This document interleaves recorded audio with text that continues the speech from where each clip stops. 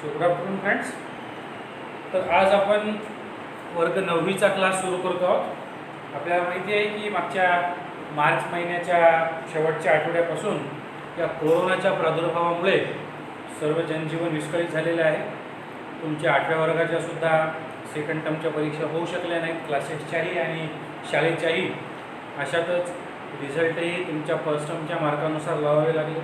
संपूर्ण जग आज या कोरोनाच्या प्रादुर्भावामुळे अफेक्टेड झालेला आहे आणि अशातच जे आपले क्लासेस 1 जूनला रेग्युलर सुरू व्हायला पाहिजे होते ते या शासनाच्या नियमांमुळे आणि काही अडचणींमुळे आपण सध्या ऑनलाईन सुरू करतो.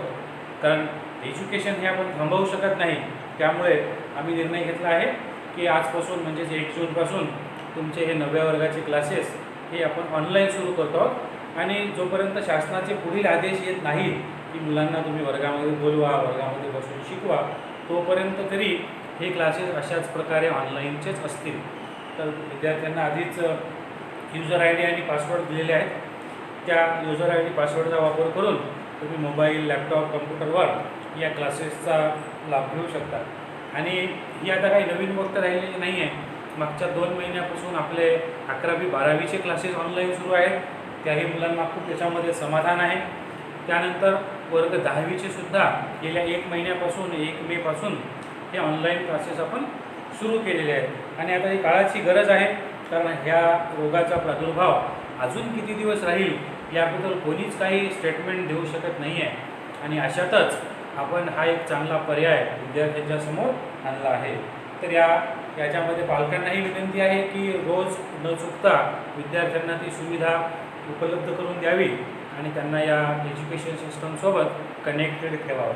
आणि या क्लासचा अजून एक बेनिफिट असा आहे की बऱ्याच वेळा काय असतं की ऑनलाईन टीचिंग म्हटल्यानंतर ज्या मोमेंटला टीचर्स क्लासरूममध्ये शिकवत आहेत त्याच मोमेंटला विद्यार्थ्यांना ते क्लास घरी बसून बघायचे असतात. This is the actual concept of online classes. Okay, जी वर्ल्ड वाईड जी असते ती. पण आपल्याकडे पुसदसारख्या ठिकाणी इंटरनेटचे प्रॉब्लेम्स येतात. कधी रेंज असते, कधी नसते, किंवा प्रत्येकाकडे सेपरेट मोबाईल्स असतात किंवा नसतात. तर अशा वेळेस आपण जर ठरवलं की ज्या वेळेस आम्ही इथे शिकवतो आहोत त्याच मोमेंटला तुम्हाला ते बघता येईल, अदरवाईज बघता येणार नाही, तर हे इतकं बेनिफिशियल झालं नसतं. कारण त्या मोमेंटला जर काही अडचणी आल्या तर तुमचा तो क्लास मिस झाला असता.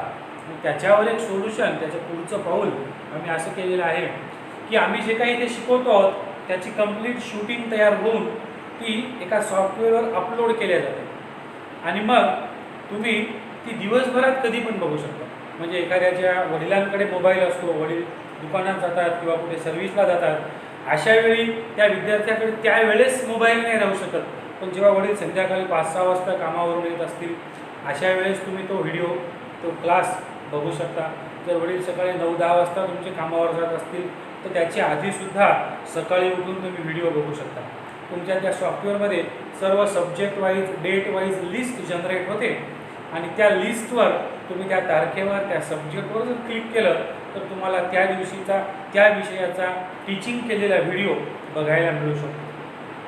याच्यामध्ये अजून एक तुम्हाला बेनिफिट असा आहे की जे काही आम्ही शिकवलेलं आहे त्याच्यात तुम्हाला काही अडचणी असतील तर तुम्ही तो व्हिडिओ परत एकदा बघू शकता. 2दा, 3दा, 4दा, कितीही वेळा तो रिपीट तुम्हाला बघण्याची त्याच्यामध्ये सुविधा आहे. तर काही दिवस म्हणजे क्लासरूम टीचिंगची मजा तर येणारच नाही, कारण तिथे आपण विद्यार्थ्यांच्या समोर असतो. विद्यार्थी आपल्याला डिफिकल्टी विचारू शकतात, तुमचं कॉन्सन्ट्रेशन चांगलं राहू शकतं.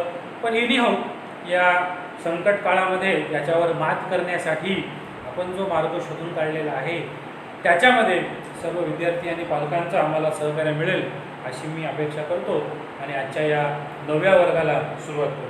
तर आज आपण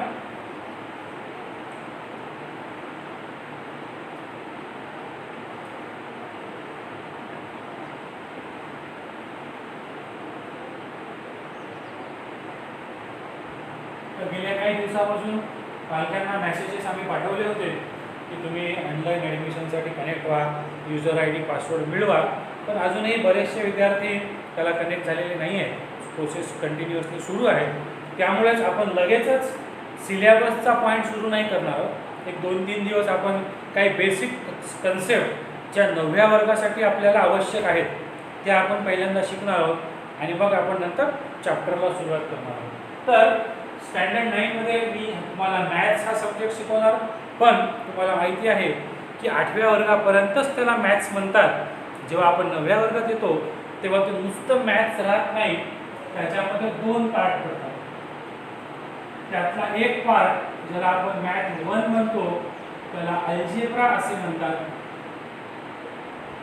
आणि याच्यातला दुसरा पार्ट ज्याला आपण मॅथ 2 असे म्हणतो त्याला आपण जॉमेट्री असे म्हणतो. So this is a math 1 and this is the math 2.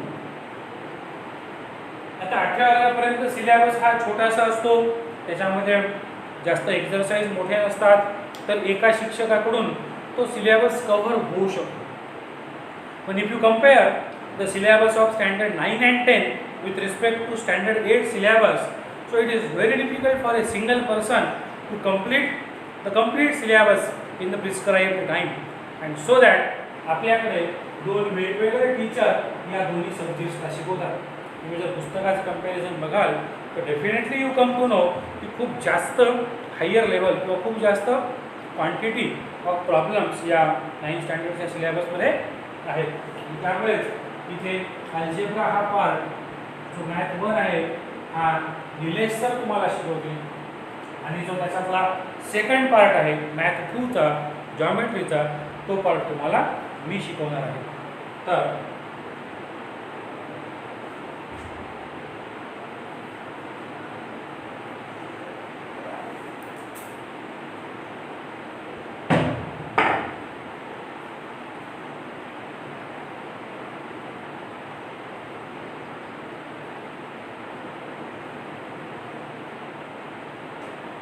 Okay, तर आपण जॉमेट्रीला या ठिकाणी बेसिक जे नॉलेज तुम्हाला मला द्यायचं आहे त्याला आपण सुरुवात करूया.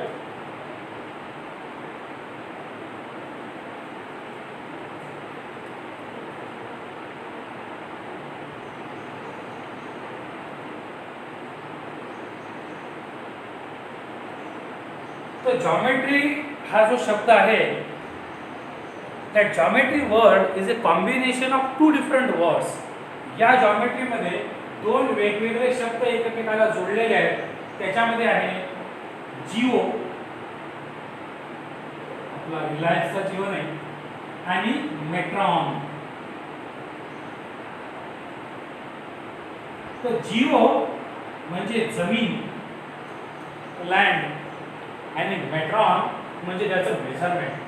तर जमिनीच्या किंवा जागेच्या मेजरमेंटसाठी फार पूर्वीच्या काळी एन्शियंट डेजमध्ये जी टेक्निक वापरली जात होती for the measurement of the land, त्या टेक्निकला जॉमेट्री असं म्हणतात. So geometry is a measurement of Jio. Jio that is a land, आणि त्याचं मेजरमेंट करण्याच्या ज्या काही वेगवेगळ्या टेक्निक्स तिथे वापरल्या जात होत्या त्या टेक्निकला, त्या प्रोसेसला जॉमेट्री असं म्हणत होते. म्हणूनच तुम्हाला माहिती आहे की या जॉमेट्रीमध्ये आपल्याला रिलेटेड टू व्हेरियस फिगर्स सगळ्या गोष्टी शिकायच्या असतात. म्हणजे for example segment, line, angle, triangle, quadrilaterals, pentagons, hexagons, त्यांचे एरियाज, त्यांचे वेगवेगळे थिअरम्स. तर it is all related to the measurements. पण जर तुम्ही अल्जेब्रामध्ये बघाल तर त्याच्यामध्ये फक्त नंबर्सवर तुमचा खेळ आहे. म्हणजे रेशो प्रपोर्शन असेल किंवा क्वाड्रॅटिक इक्वेशन असेल किंवा एजेसचे काही प्रॉब्लेम्स असतील, सायमल्टेनस इक्वेशन असेल. So all these terms are related to the numbers. पण इथे all the terms are related to the figures. तर geometry is a branch of mathematics that deals with the geometrical shapes and their measurements. तर इथे definition ही तुम्हाला सब्जेक्टची तेवढी महत्त्वाची नाही, पण या सब्जेक्टमध्ये ज्या गोष्टी आहेत, ज्या बेसिक्स आहेत ते आपल्याला इथे शिकायचं आहे. तर जॉमेट्री हा सब्जेक्ट तसं जर बघितलं तर एका पॉईंटपासून सुरू होतो. म्हणजे सुरुवातीला कोणतीही फिगर येण्यापूर्वी एक पॉईंट असतो. पॉईंट म्हणजे काय? सुईच्या अनुकुचीदार टोकाने कागदावर काढलेल्या आकृतीस आपण पॉइंट असे म्हणतो. It is a figure constructed with a very sharp tip of a pin. म्हणजे एखाद्या टाचणीच्या शार्प पॉइंटने तुम्ही जेव्हा कागदावर टोचता, that figure generated, that figure formed is called as a point. मग सगळ्या जॉमेट्रीची जी उत्पत्ती झालेली आहे ती एका पॉइंटपासून झालेली आहे. एका पॉइंटपासून झालेली आहे. म्हणजे काय असतं की जेव्हा नंबर ऑफ पॉइंट्स कॉम्बिनेशनमध्ये येतात, 1 2 3 4 5 6 7 8 जेव्हा नंबर ऑफ पॉइंट्स कॉम्बिनेशनमध्ये येतात तेव्हा त्याच्यापासून तयार होते line. So this is a point.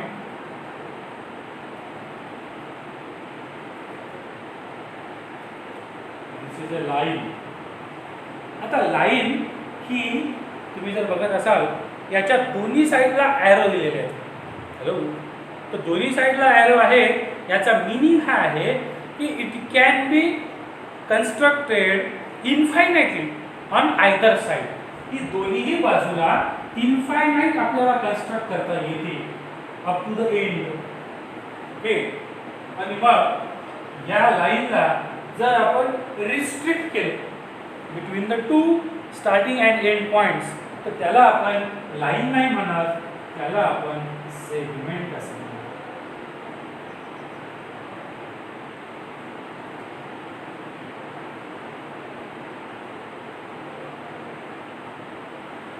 So this is line L, but this is segment AB. The segment AB ला fixed dimension आहे, fixed माप आहे. But when you are talking about the line doesn't have the proper length. Line ला कधीच length नसते, ती infinite असते दोन्ही बाजूला. पण सेगमेंट जेव्हा आपण बोलतो तर सेगमेंट इज फिक्स. त्याला एक फिक्स डायमेन्शन आहे, त्याला एक लांबी आहे. त्यानंतर जेव्हा एकाच साइडला स्टार्टिंग पॉइंट आहे आणि दुसऱ्या साइडला फक्त ॲरो आहे,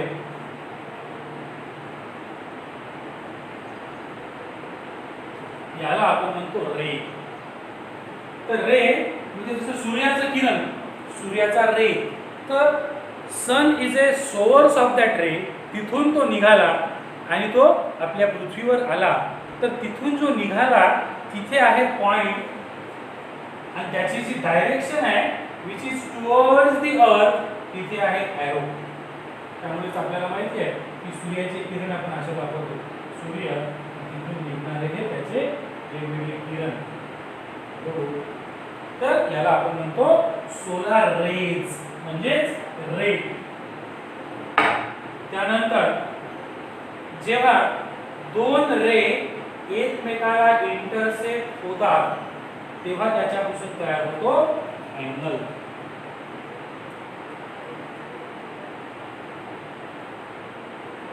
रे number 1, same source, same starting point. Ray number 2, यांनी जो तयार होतो it is called as an angle. मग आता अँगल जेव्हा आपण बोलतो तर अँगल मध्ये वेगवेगळे प्रकार आहेत. तर angle is what? Angle is the combination of two rays when two rays starting from the single point that is called as the angle. आता जर का हे रे एक्झॅक्टली एकमेकाला अपोजिट असते तर त्यांना आपण अपोजिट रे असं म्हणतो.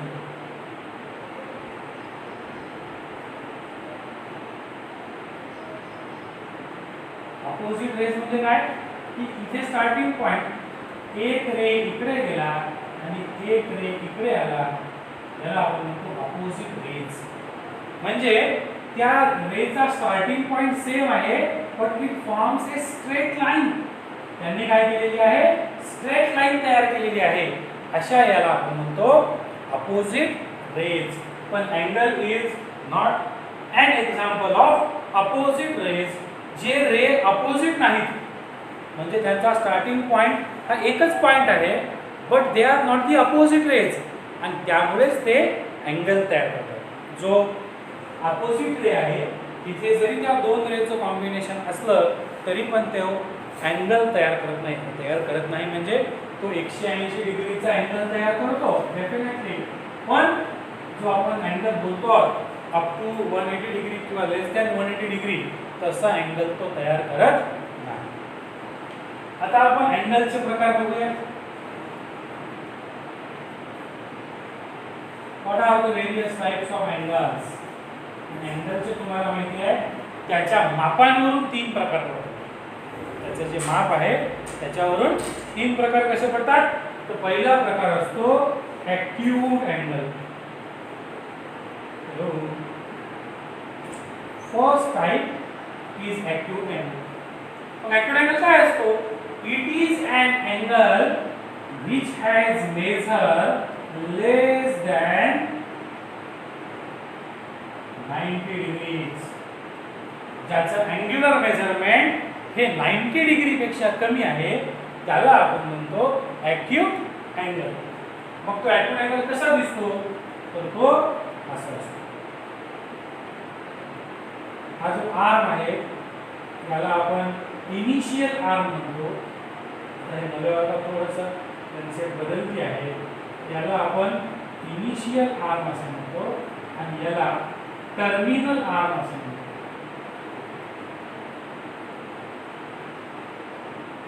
तर इनिशियल आर्म पासून जो निघालेला आहे आणि 90 डिग्री पेक्षा कमी झालेला आहे त्याला आपण म्हणतो ॲक्यूट अँगल.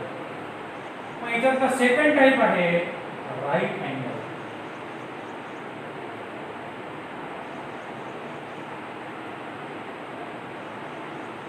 मग राईट अँगल काय. ज्याचं माप एक्झॅक्टली इक्वल टू 90 डिग्री असतं त्याला आपण म्हणतो right angle.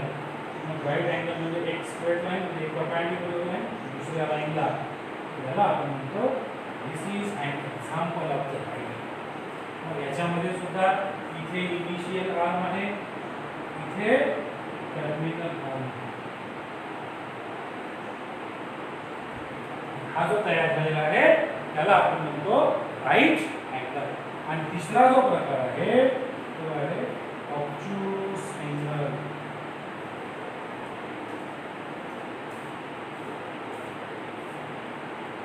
What is mean by obtuse angle. तर जो मोर दॅन 90 डिग्री आहे म्हणजे ज्या अँगलचं माप हे 90 डिग्री पेक्षा जास्त आहे आणि मग तो असा दिसतो.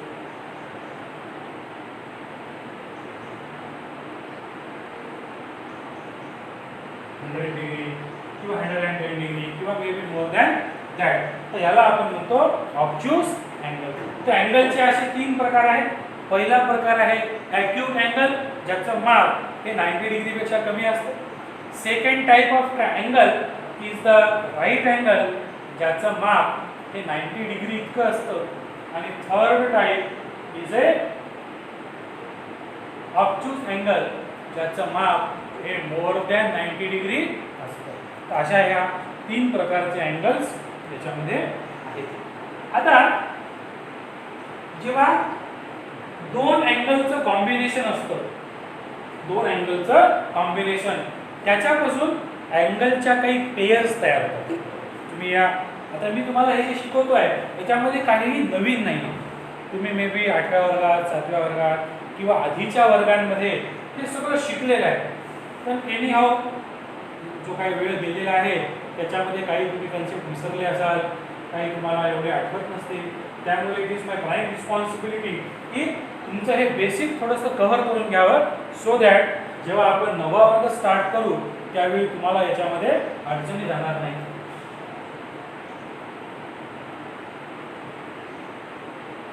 तर जेव्हा 2 अँगल्स एकमेकाच्या कॉन्टॅक्टमध्ये येतात तर त्यांच्यापासून काही पेयर्स तयार होतात. जसे की एक प्रकार असतो कॉम्प्लिमेंटरी अँगल्स.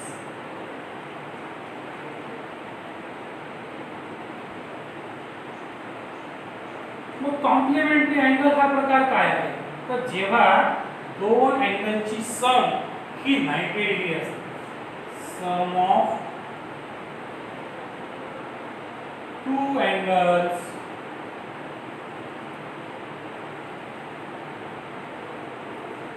90 डिग्री, त्याला आपण म्हणतो कॉम्प्लिमेंटरी अँगल. मग इथं तुम्ही त्याला एका आकृतीत दाखवू शकता. जसे की सपोज मी इथे एक राईट अँगल काढला आणि त्याच्यामध्ये अजून मी एक आर्क काढला, तर या दोघांची सम आहे 90 डिग्री. म्हणून मी अँगल x ला आणि अँगल y ला कॉम्प्लिमेंटरी अँगल म्हणू शकतो. These two are the complementary angles. Then एका आकृतीमध्ये नसतील, पण एक अँगल असा आहे ज्याचं माप आहे 30 डिग्री, एक अँगल असा आहे ज्याचं माप आहे 60 डिग्री. तुम्ही म्हणू शकतो या दोघांनी मिळून 90 डिग्री होत असल्यामुळे these two are the complementary angles.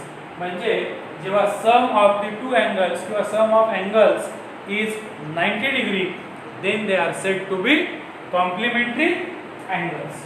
आता याच्यामध्ये सेकंड टाइप आहे सप्लिमेंटरी अँगल्स.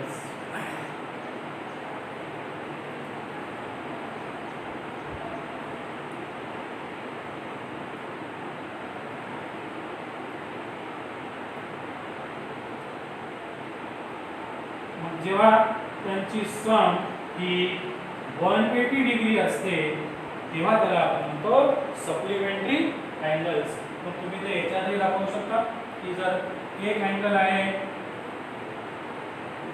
110 डिग्री आणि अँगल बी आहे 70 डिग्री, तो sum of these two angles is 180 degree and therefore they are said to be supplementary angles. तर कॉम्प्लिमेंटरी म्हणजे बेरीज 90 डिग्री असते, सप्लिमेंटरी म्हणजे बेरीज 180 डिग्री असते. तुम्ही मला वाटतं 6व्या 7व्या वर्गामध्ये हे होतेही. त्याच्यामध्ये तुम्हाला पेयर्स लावा किंवा व्हॅल्यूज लिहा असे काही प्रश्न पण याच्यावर होते.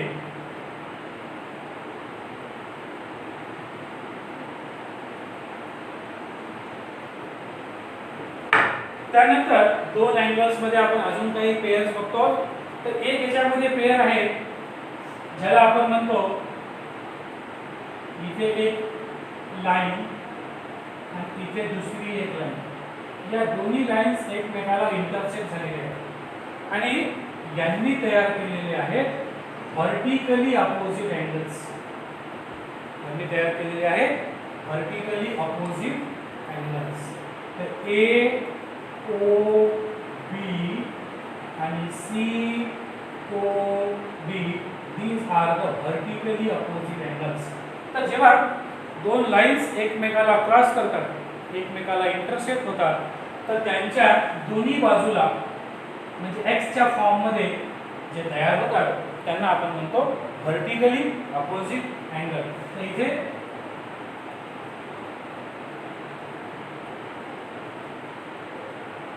vertically opposite angle AOB,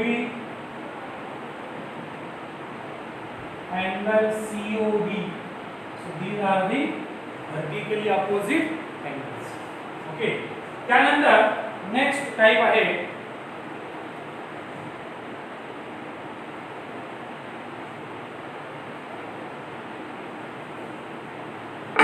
linear pair. मग एखादी लाईन स्ट्रेट लाईन आहे,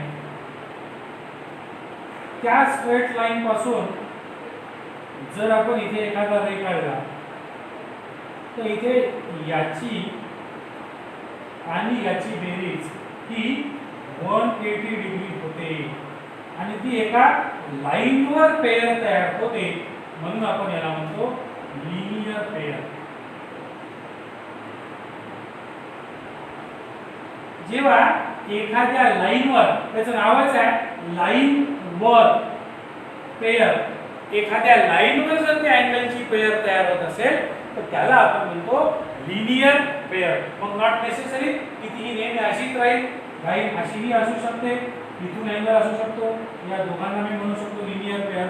लाईन अशीही असू शकते, इथे अँगल असू शकतो, इथे तयार झालेले लिनियर पेयर.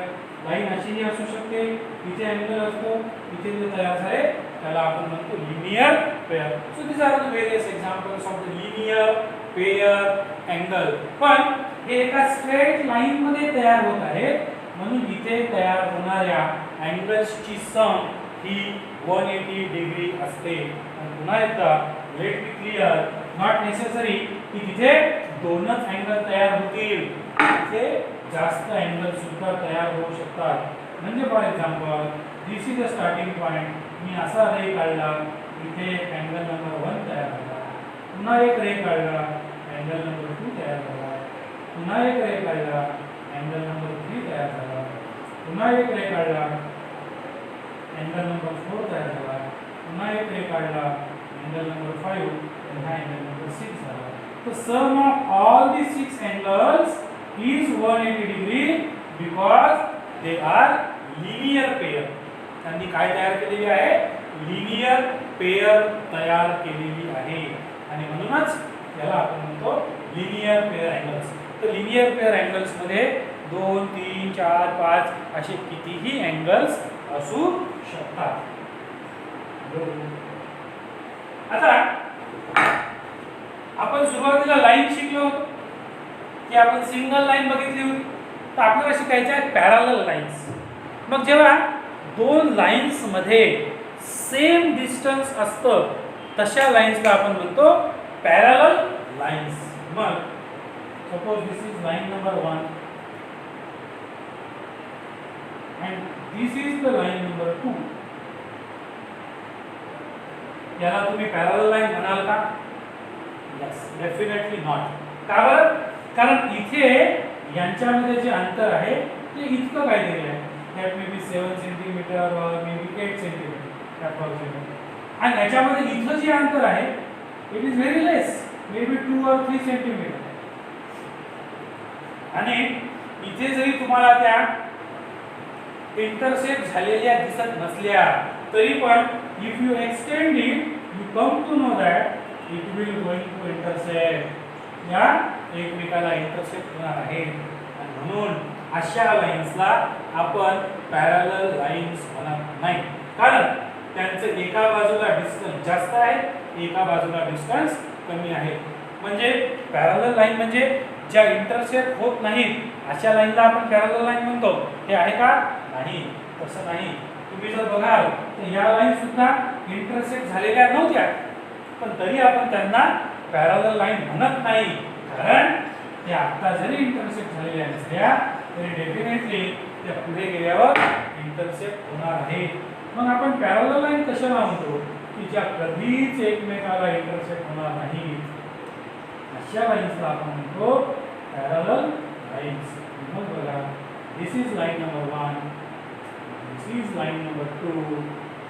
याला आपण म्हणतो पॅरलल लाईन्स. कारण मी जर इथे अंतर बघितलं तर इथे अंतर जेवढं काही असेल, समजा हे अंतर x आहे, x सेंटीमीटर, तर तेवढंच अंतर इथेही राहतं. याला आपण म्हणतो पॅरलल लाईन्स. आता या पॅरलल लाईन्स मध्ये ट्रान्सव्हर्सल येतात. ट्रान्सव्हर्सल आल्यामुळे सुद्धा त्याच्यामध्ये काही अँगलचे टाइप्स तयार होतात. तर हा बेसिकचा पार्ट काही लगेच एका दिवसामध्ये संपण्यासारखा नाही आहे. हा मे बी आपला 2-3 दिवस चालणार आहे. तर उद्याच्या पार्टमध्ये आपण पॅरलल लाईन्समुळे तयार होणाऱ्या वेगवेगळ्या अँगलच्या पेयर्स आणि टाइप ऑफ ट्रायंगल्स हा पार्ट बघणार आहोत. आणि मे बी जर सुरुवात करू शकलो तर क्वाड्रिलॅटरलचे कोणते कोणते प्रकार आहेत हेही आपण उद्याच्या क्लासमध्ये बघणार आहोत. तर आजचा हा वर्ग 9वीचा पहिला दिवस होता. मी खूप जास्त वेळ शिकवत नाही. उद्यापासून आपला क्लास 45 मिनिटं होईल. याची सर्वांनी नोंद घ्यावी. सर्व विद्यार्थ्यांनी वह्या घेऊन क्लासला बसावं. जेव्हा जेव्हा मी एक्सप्लेन करतो आहे त्याच्यानंतर जेव्हा तुम्हाला बोर्ड दिसतो त्याला पॉज करून थोडंसं झूम करून तुम्ही ते लिहून घेऊ शकता. पण तुम्हाला सोबत वह्यासुद्धा कंप्लीट करायच्या आहेत. आणि अजूनही जे तुमचे फ्रेंड सर्कलमधले मुलं आहेत ज्यांना माहिती मिळालेली नसेल त्यांच्यापर्यंत ही इन्फॉर्मेशन तुम्ही पोहोचवा की क्लासेसला सुरुवात झालेली आहे आणि ऑनलाईन क्लासेसच ही सध्याच्या काळामध्ये आपल्याला घेणे गरजेचं आहे. त्यामुळे आणि काही लोकांच्या मनामध्ये ज्या कन्सेप्ट्स आहेत की माझ्या घरी मोबाईलच नसतो, माझे बाबा कामावर जातात, मग मी कसं काय बघू, तर असं काही नाही आहे. तुम्ही त्या 24 तासामध्ये किंवा दुसऱ्या दिवशी कधीही तो ऑनलाईन व्हिडिओ जो आम्ही टाकलेला आहे सिस्टमवर तो बघू शकता. त्यामुळे असं गरजेचं नाही की इथे ज्या वेळेस आम्ही शिकवतो त्याच वेळेस तुम्ही ते बघावं. त्यामुळे तुम्हाला कोणतीही अडचण त्याच्यामध्ये येईल असं मला वाटत नाही. त्यामुळे तुमचे जे फ्रेंड सर्कलवाले जे मुलं आहेत त्यांनाही माहिती द्या, त्यांनाही लवकरात लवकर आपल्या ऑफिसमध्ये संपर्क करून या ऑनलाईन क्लासेसला कनेक्ट होण्यासाठी सांगा. थँक्यू.